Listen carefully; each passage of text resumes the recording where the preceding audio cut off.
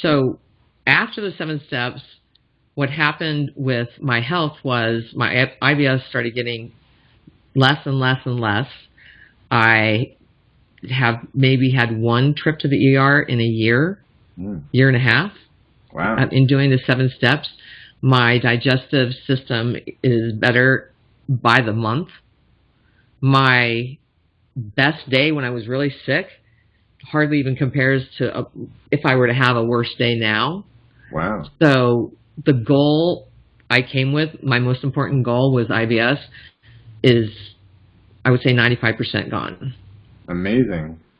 95 to I'd like to say 100%, but every once in a while it sneaks back. So then the other thing, when I talked about doing the 7 steps with regards to the person that stalked me, I was having a lot of every single day memories popping in my head uncontrollably every single day, and crying a lot and not feeling I had any control over that.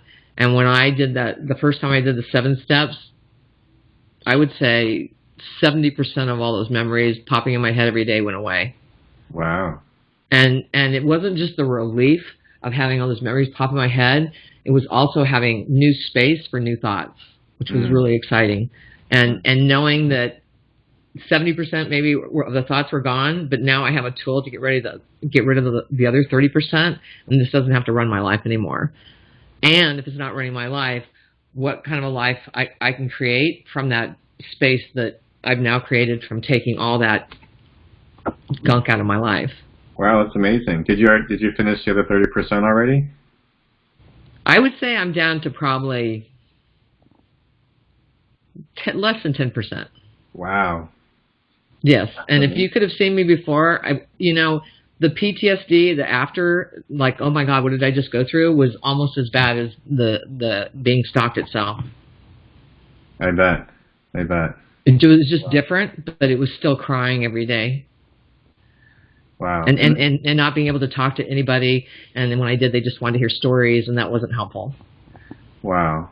Yeah. So you must have felt trapped inside your own body. Very much so. Trapped by my emotions, and very, I spent every single day back then just flirting with suicide. Well, I'll never do it, but I'll spend plenty of time thinking about it every day. And how even talking to it as if it was an entity or a personality. Like, I know you want me to do it. Just having these arguments with myself was, the other thing that was really good about the 7 steps was that, the one side of yourself that argues with the other side of yourself, that got real quiet. Wow. Excuse me. And even the voice inside, we all have that voice inside our head that says, oh, you shouldn't have done that. It was so parental before, with like a pointing finger kind of talking down to me, loud voice. And after the 7 steps, it was more like, you shouldn't have done that. It was just so much softer, much softer, and so much like, oh, I could hear that, as opposed to, go away, I don't want to hear this, and don't tell me how bad I am. And a lot of the self-talk that I said that was, I don't want to repeat, a lot of that went away with the 7 steps. I think people maybe not realize how much they can get rid of that is running them, that we don't know that's running them, because we just go, oh, well, that's just my history, and that's just who I am. And it's like, it doesn't have to be who you are. You can clear it all. And the idea that you can clear it permanently, especially all the things I've done, I never believed that until I had the experience that it is permanently gone. And it's amazing that anything you can do can permanently erase and remove trauma from the past. But what you've created, it does. And it just does. I even argue with myself sometimes, like, this is too easy. This isn't, this isn't going to work. But it works every time. Yeah. I think we're so taught that no pain, no gain. So if you're not doing rebirthing and flailing around the floor with tetany in your hands, then you're not getting any benefit. And it's just not true. And how wonderful that you've created something where we don't have to flop around on the floor with tetany to get a result. And even that wasn't permanent, by the way. Right. Can you talk about how you didn't want to come to the course and because you didn't believe it was going to work?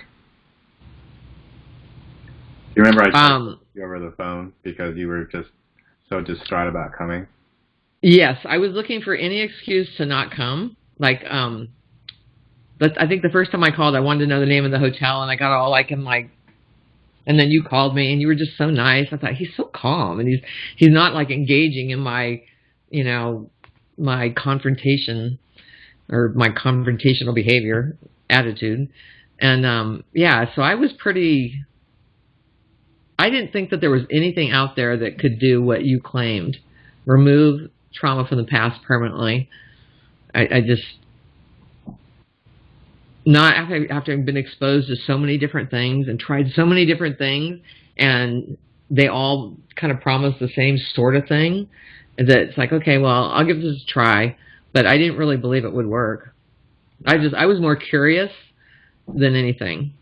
Okay. And now, what I tell people all the time now, they'll go, oh, maybe you should talk. I said, oh, no, I have this tool in my toolbox. It's called the 7 Steps, and I never have to go looking for anything ever again, because I have something that works, and it works permanently.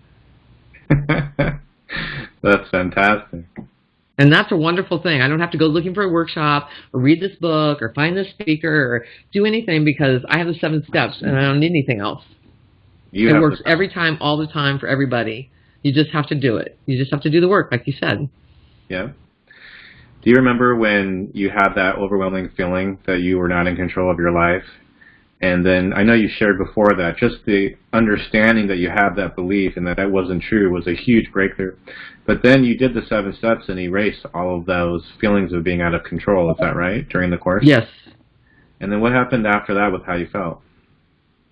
Doors started opening. Coincidences started happening. People started showing up. And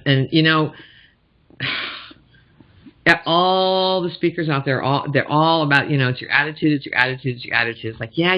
Well, I have an attitude, and I'm trying to get better, and I have I think I have a good attitude because I'm trying. And what I realized was attitude is everything, because nothing in my life changed except my attitude. Mm. And the only reason my attitude changed was because I was able to do the 7 Steps and shift my attitude. Right. Yeah, a lot of our attitude is programmed in unconsciously, and we try to use our willpower to overcome it, but it's so hard to do it every day, all the time, consistently, especially if you have a lot of stuff. And even if you're trying with all your might, those issues can still manifest in your life. And then if you can take them out permanently from the unconscious, so you're no longer in a battle with yourself, and it just automatically allows you to feel good and have a good attitude, you're right, dominoes start falling in life. It's just been amazing. And, even here's another thing that happened, and it would never have happened without the 7 Steps. I have a friend in my life who's very dysfunctional, and she has a lot of problems, but her and I had the stalking thing in common, and it was a very tight bond that we had.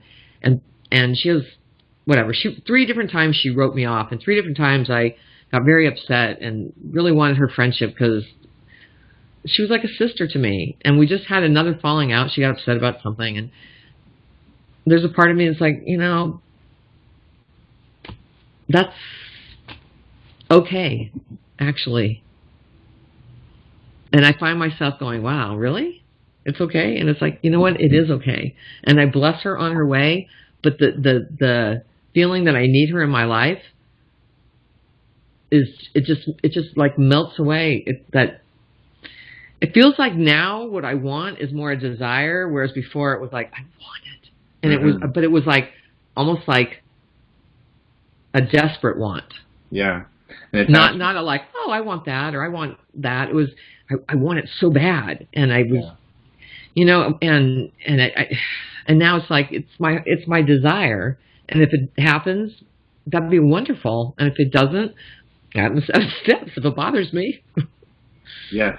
You've moved out of attachment and out of coming from a place of lack into standing in a place of having, and then choosing what you want, which is how you can manifest things really quickly and easily.